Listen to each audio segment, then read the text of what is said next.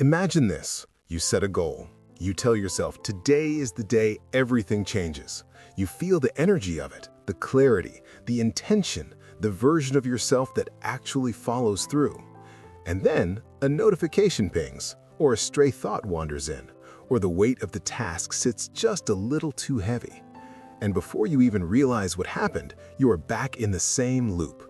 I'll start tomorrow. And then tomorrow becomes the day after, and the day after becomes next week. And somewhere in the middle of all that, a familiar voice starts up. The one that says, maybe the problem is you. Maybe you are just not the kind of person who follows through. Maybe discipline is something other people have and you simply do not. Here's what I want you to hear before we go any further. That voice is wrong, and science can prove it. Most people think discipline is about willpower, that it's a character trait, something you either have or you do not, like height or eye color. Either you are the kind of person who wakes up at 5 in the morning and runs 5 miles and eats clean and finishes everything on their list, or you are not. And if you are not, something is wrong with you. But that's not what the research says, not even close. Dr. Angela Duckworth is a psychologist at the University of Pennsylvania and one of the most cited researchers in the field of self-control and achievement.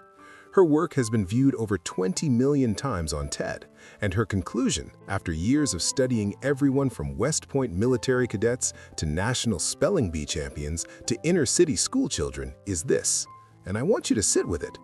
She found that self-discipline predicted academic performance better than IQ, not equally, better.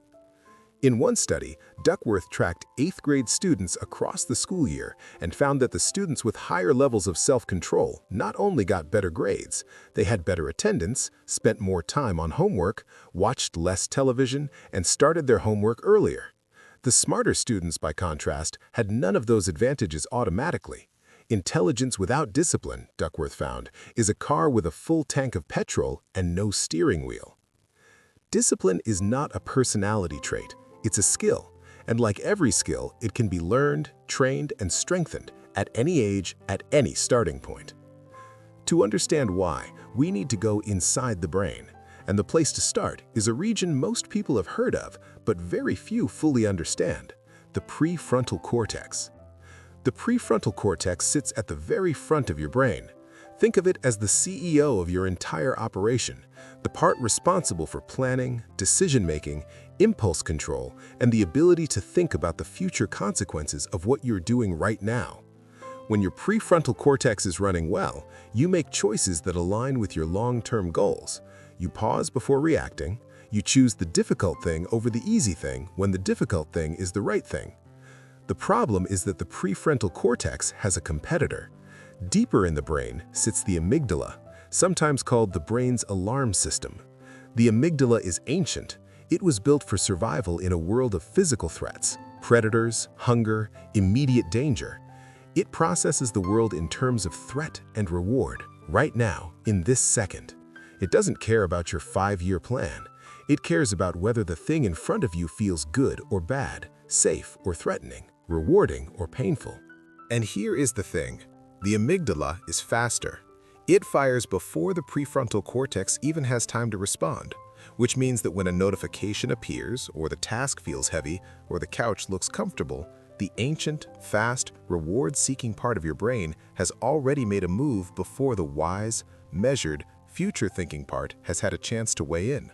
Walter Mischel, the Columbia University psychologist who spent over 50 years studying self-control, called this the difference between the hot system and the cool system. The hot system is emotional, fast, reflexive. The cool system is cognitive, slow, deliberate.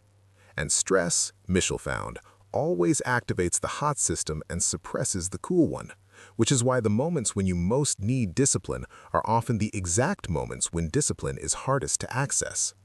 In the 1960s, Mischel ran a now legendary experiment at Stanford University's Bing Nursery School. He sat young children in a room, placed a marshmallow on the table in front of them, and gave them a choice. They could eat the marshmallow right now, immediately, no waiting, or they could wait 15 minutes and when the researcher came back, they would get 2 marshmallows. Then the researcher left the room, and what happened next has been studied for over half a century. Some children ate the marshmallow almost immediately, some lasted a few minutes before giving in, and some, a smaller group, managed to wait the full 15 minutes and get their second marshmallow. What made the difference? Not intelligence, not family income, not anything the researchers predicted. The children who waited successfully had learned, consciously or not, to redirect their attention away from the temptation, looking away, singing to themselves, covering their eyes, reimagining the marshmallow as something non-edible, like a cloud. They had discovered, at 4 years old, a strategy that psychologists now call cognitive reframing, and it works at every age. But here is the part of the marshmallow study that most people do not know. Mischel and his team followed these children for the next 40 years, and the ones who had waited, the ones with better self-control at age 4, grew up to have higher SAT scores, lower body mass index, better relationships, more career success, and stronger mental health. The ones who grabbed the marshmallow immediately showed the opposite pattern on almost every measure. As Mischel himself wrote, and this is one of the most important sentences in modern psychology, the ability to delay gratification is the engine of success. Now here is where it gets personal, because if you have ever struggled to stay disciplined, if you have ever grabbed the metaphorical marshmallow when you knew you should have waited, there is another piece of research you need to hear, and it comes from Roy Baumeister at Florida State University. In the late 1990s, Baumeister ran an experiment that has since become one of the most replicated studies in psychology. He brought participants into a room that smelled of freshly baked chocolate chip cookies. On the table sat a plate of warm cookies and a bowl of radishes. Half the participants were allowed to eat the cookies. The other half, the unlucky half, were told to eat only the radishes. Then all the participants were given a difficult, unsolvable puzzle and asked to work on it for as long as they could. The cookie eaters persisted for an average of 19 minutes. The radish eaters, the ones who had spent all their mental energy resisting the cookies, lasted only 8 minutes. They had used up something, and whatever they had used up was no longer available for the puzzle. Baumeister called this effect ego depletion. The idea that willpower is not infinite, it is a resource, like a battery, that drains with every act of self-control. Every decision you make, every temptation you resist, every time you force yourself to do something you do not want to do, you draw down from this reserve. And when it is empty, your ability to regulate yourself collapses, which is why, Baumeister observed, most people make their worst decisions at the end of the day, when everything they have been resisting all day has finally exhausted their reserves. This is also why Steve Jobs wore the same outfit every day, why Barack Obama famously said he only wore gray or blue suits. They were not being eccentric, they were preserving willpower for the decisions that actually mattered by eliminating the small daily drains on their mental energy. Discipline is not about fighting yourself harder, it is about understanding where your energy goes and protecting it with intelligence rather than brute force. So if willpower is finite and the hot system fires faster than the cool one, what do we actually do about it? This is where the research moves from diagnosis to solution. The first and most powerful answer comes from a concept that neuroscientists call environmental architecture. Your brain makes decisions based on what is immediately visible, available, and easy. It does not spontaneously choose the harder path. So if your environment is designed to make the wrong thing easier than the right thing, you will choose the wrong thing, not because you are weak, but because you are human. Baumeister and his research partner John Tierney, in their book Willpower, put it simply. The most disciplined people are not the ones who resist temptation the hardest, they are the ones who encounter temptation the least, because they have arranged their environment so that the right choice is the default choice. They do not keep junk food in the house, so they never have to resist it. They put their running shoes next to the bed the night before, so the first thing they see in the morning is the cue for the behavior they want. They work in environments with minimal distractions, so their prefrontal cortex never has to go to war with their amygdala in the first place. James Clear, the author of Atomic Habits, describes this same principle this way. You do not rise to the level of your goals, you fall to the level of your systems. Discipline without systems is just hope with extra suffering. The second solution comes from understanding a trap that almost every analytical, deep-thinking person falls into at some point. Psychologists call it analysis paralysis, and it is the specific experience of feeling productive while actually going nowhere, Here's how it works. Your brain releases a small amount of dopamine, the reward chemical, whenever you plan something, research something, think deeply about something. It feels like progress, it registers as progress, but no actual progress has been made. You've spent 4 hours reading about productivity systems instead of doing the work. You've planned the workout routine in extraordinary detail without going to the gym. You have thought about the project from every possible angle without opening the document. Mischel described 2 kinds of thinking that feel similar but lead to completely different outcomes. Reflective rumination, where you think about a problem in order to actually solve it and then act, is productive. It builds clarity. Brooding rumination, where you think about a problem in a loop, generating more questions than answers, never resolving into action, is not productive. It feels like thinking, but it is actually a very sophisticated form of avoidance. The way out of this trap is the question that breaks the loop. Ask yourself, is this thought getting me closer to the action, or is it keeping me away from it? If the answer is the second one, you are not thinking, you are hiding in the costume of thinking. The third solution is the one that rewires the brain at the deepest level, and the word for it is neuroplasticity. For most of human history, it was believed that the brain was essentially fixed in adulthood. You got the brain you were born with, it developed through childhood and adolescence, and after that, the structure was set. What you were is what you would always be. We now know this is completely wrong. The brain retains the ability to form new neural connections, strengthen existing pathways, and literally physically change its own structure in response to repeated behavior throughout the entire lifespan. This is what neuroplasticity means, and it is the scientific foundation of the most hopeful sentence in this entire video. Your brain today is not your brain for life. Angela Duckworth's research on grit, which she defines as passion and perseverance toward long-term goals, found something that directly supports this. High-grit individuals are not born with more discipline than everyone else. They have simply engaged in more repetitions of disciplined behavior over time, which has gradually shifted those behaviors from effortful and conscious to automatic and instinctive. The basal ganglia, a deep structure in the brain, encodes repeated behaviors into automatic routines.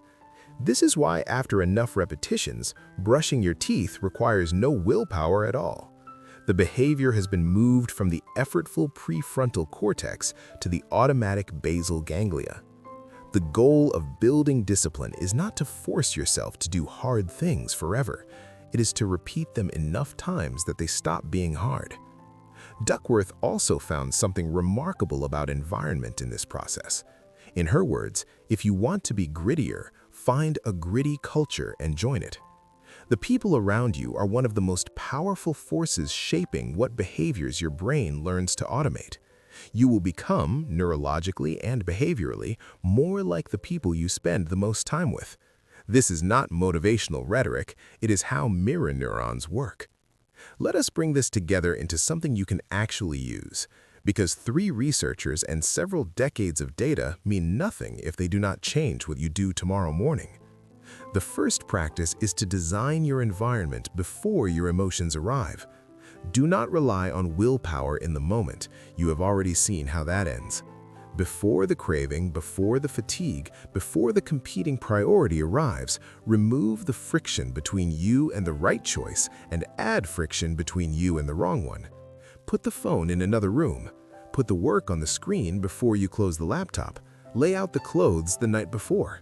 Make the right choice the default choice and let your environment carry the weight that your willpower cannot. The second practice is what Mischel called the implementation intention, the specific, concrete plan for when, where, and how you will do the thing.